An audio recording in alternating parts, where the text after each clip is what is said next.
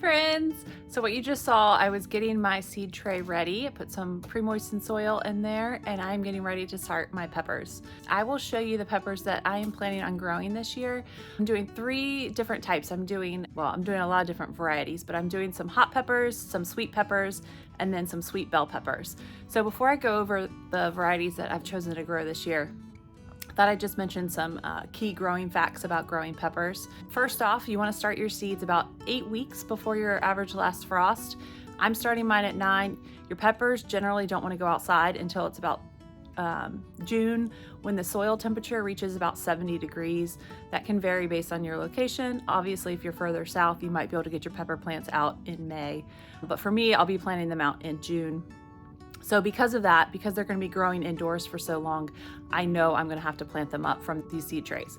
So you can start them early, and the reason we start them early is because peppers, more than any other vegetable plant, really benefit from having a bigger root system and a bigger, stronger, healthier plant. Peppers take a fairly long time to mature and for the fruit to ripen. So if you've ever grown peppers before, you know, like you'll have a green pepper and it's just like you're waiting and waiting and waiting for it to color up. So to kind of get a jump start on that, if you start with a bigger, healthier plant earlier on in the growing season, you will get a bigger yield and in turn get more fruit to color up sooner. So highly recommend starting your seeds early. I'm starting mine at 9 weeks. I think I mentioned that already. The other thing to know about growing peppers is they're actually a perennial where they grow natively. So because of that, a lot of people like to overwinter their pepper plants. You can absolutely overwinter them. I recommend early in the fall, before the temperatures or the nights are in the 40s, you can dig them up, put them in a pot, strip them of their leaves, and then cut them back. Make sure you leave some nodes to produce some leafy growth for the next growing season, but you can put them in your garage or basement.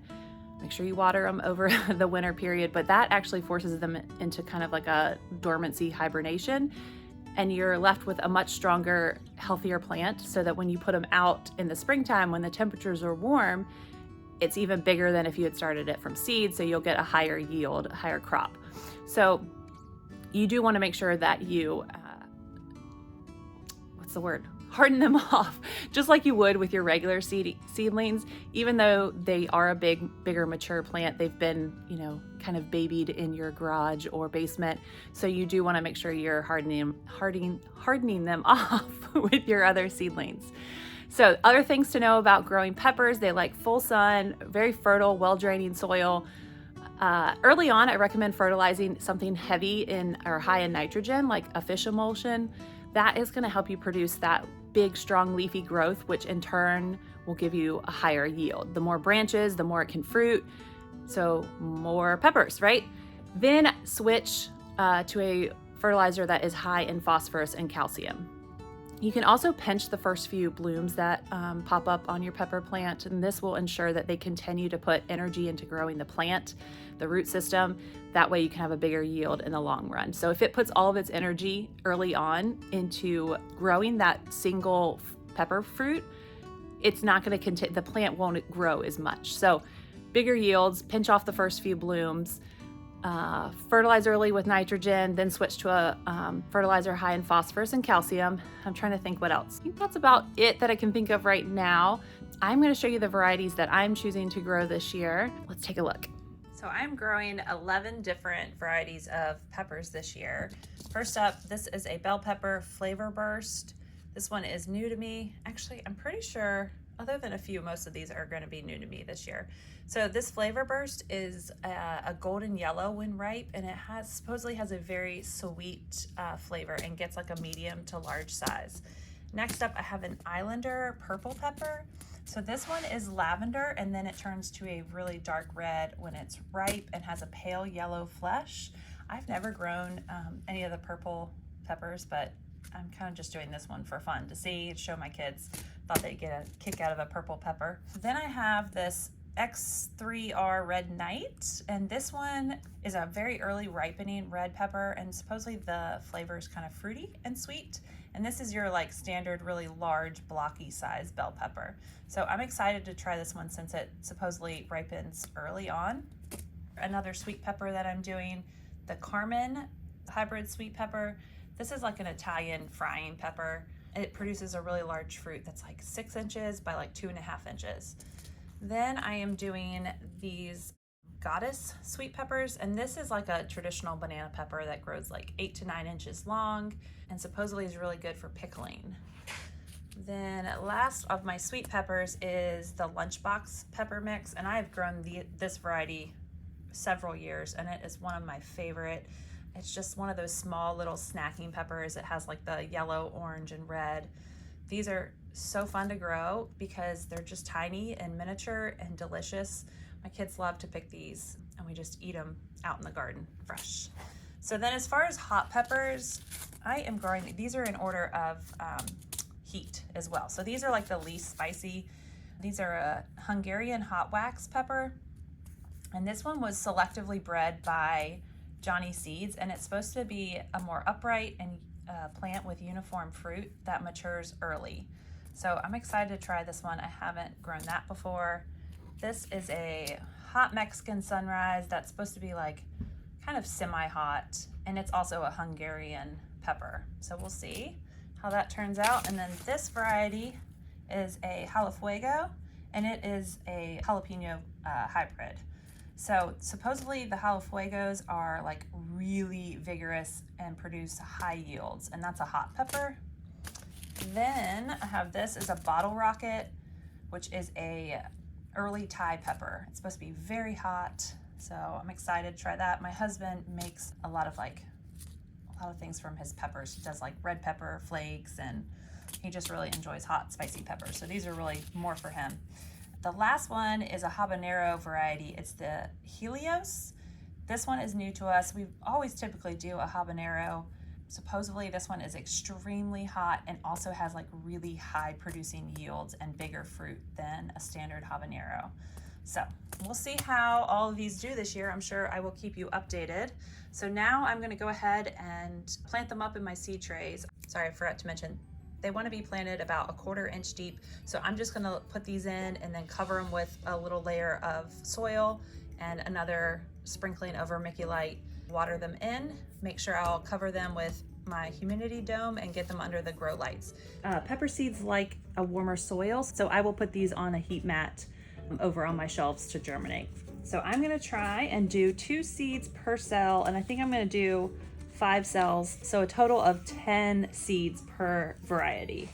So up first, I'm gonna go ahead and start my labels. I got my labels, get those in so I don't mess anything up. I'm gonna go down here with the, let's see, these are the Carmen.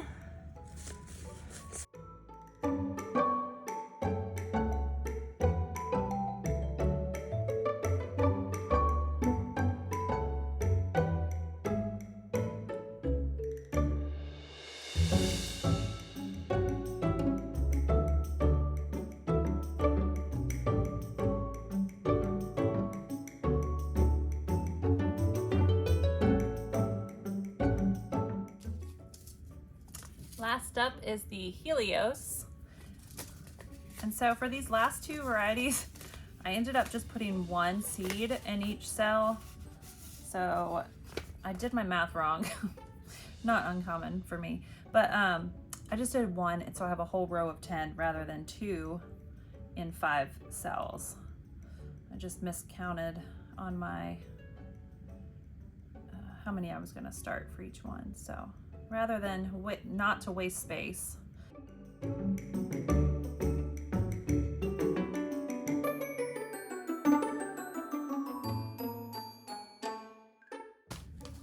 All right, you can see all the peppers in there. It's so nice to plant seeds like pepper seeds where you can actually see the seed. I'm gonna cut these tags down because I need them to fit with my humidity dome.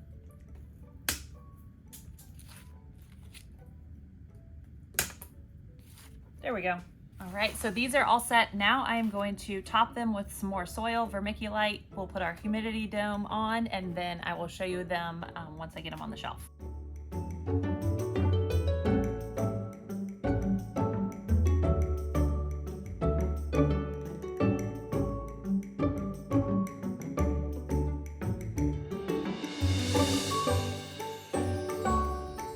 Remember to just lightly tamp We do not want to compact the soil too much. We just want to get the big air pockets out. Last thing, I'm going to come in with my vermiculite and just sprinkle a little layer on top. And remember, vermiculite just helps with the moisture control.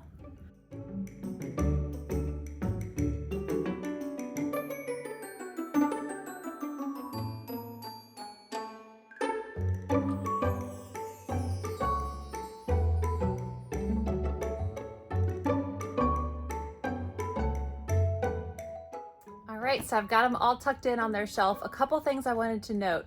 The heat mat, this is only necessary for germination.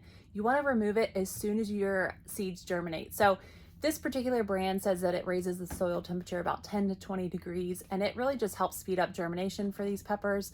And once they germinate, I'll remove them. I'm probably going to use them for something else that I'm starting, but it would just dry your soil out really quickly if you were to leave them on there.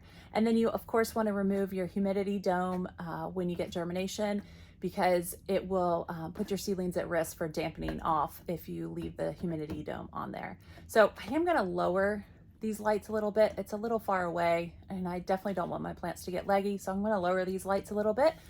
But we should see germination in like 7 to 10 days for these peppers. So very exciting. I have a lot more seeds to plant, a lot more projects coming up. So please hit subscribe if you'd like to follow along. I really appreciate you watching, and thanks for gardening with me today.